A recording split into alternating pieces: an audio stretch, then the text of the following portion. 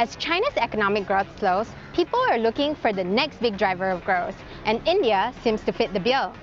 The IMF estimates that India will be the fastest growing major economy in the world this year, which is why companies like Walmart are paying top dollar for business deals in India. 就现在给我100万，我也不会生呀。 It's the most populous country in the world with over 1.4 billion people living here. But, believe it or not, China has a population problem. The global population is projected to hit an all-time high on Tuesday, reaching the landmark figure of 8 billion people. That's according to the United Nations. The world's population has doubled in less than 50 years. The population of China and India will change future geopolitics. Rapid population growth is a problem that has affected every country in the world. The population of China and India are growing at a rapid rate, and this can cause many problems for these countries, but also opportunities along the global geopolitical landscape. Many people, however, don't analyze that an increasing population is not just a difference between countries, but can also boost much more than economic power and military influence of nations and regions all over the world. This is why the case of China and India can soon dominate the way in which we analyze reality and global economic power. Are you sure you are prepared for this new reality? Is Europe or the United States considering all the variables in this new world? Why can China and India population radically change the future of the global economy and the balance of power?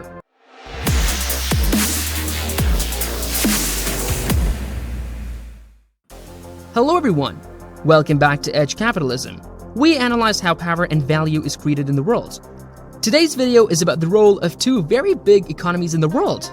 Yes, you guessed it right, India and China. The population of China has been growing at an alarming rate for the past few decades. Today, it is estimated to be 1.4 billion people.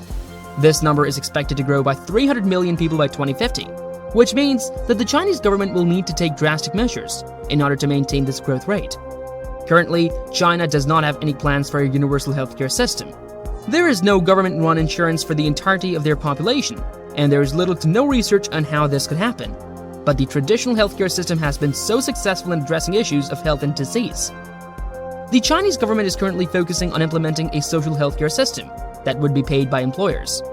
This would be available to all citizens, which will ensure that they are included in the overall healthcare. This, however, will not face the issue of demography in China, as the population is getting older, and the system of production can have more pressure than the experienced over the last decade.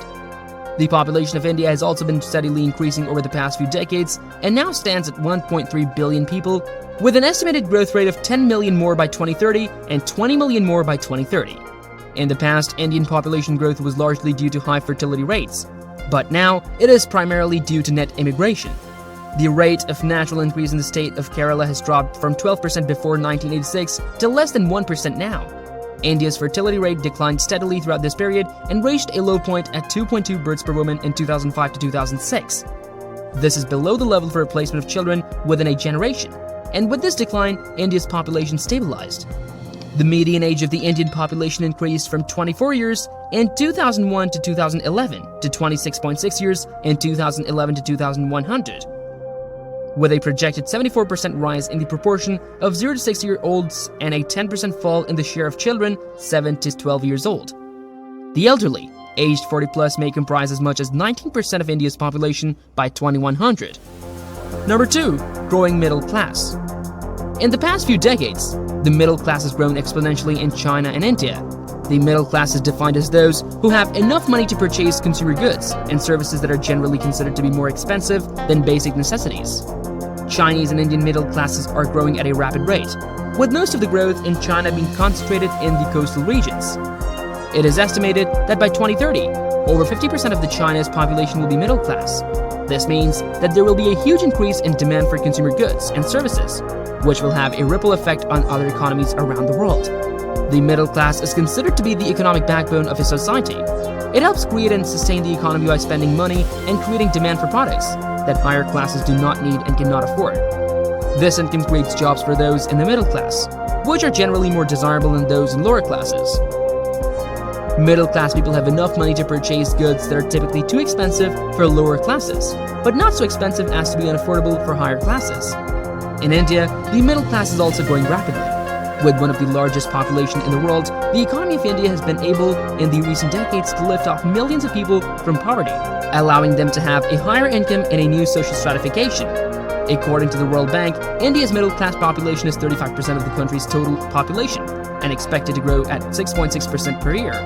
This growth will also bring in more people into the middle income bracket and push up demands of goods and services. By 2030, India will have over 310 million people entering this new social segment. The World Bank forecasts that by 2020, only 2 countries, China and India, out of 20 examined in its report, would be growing their middle class at a rate of more than 10% per year. The economy of India is the 9th largest in the world in terms of nominal gross domestic profit, GDP, and the 4th largest in terms of purchasing power parity, PPP. The country is currently one of the fastest growing major economies.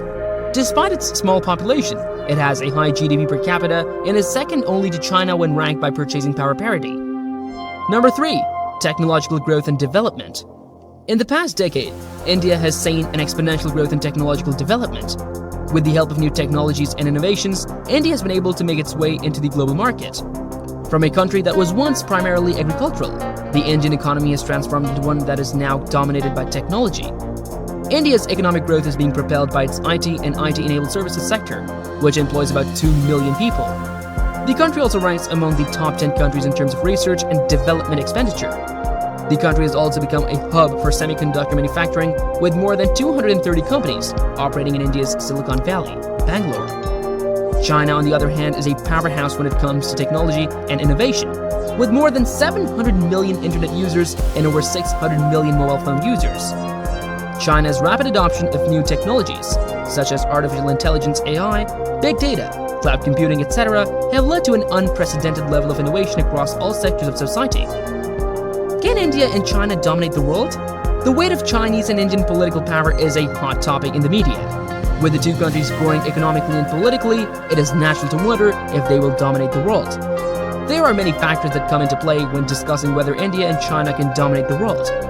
Some believe that their population is too large for them to be able to lead, while others argue that their economic growth rate is too slow for them to overtake other more developed countries. With these 2 arguments at hand, no one knows what will happen in the future. When China was still a developing country and India had just gained independence, India was a more developed country.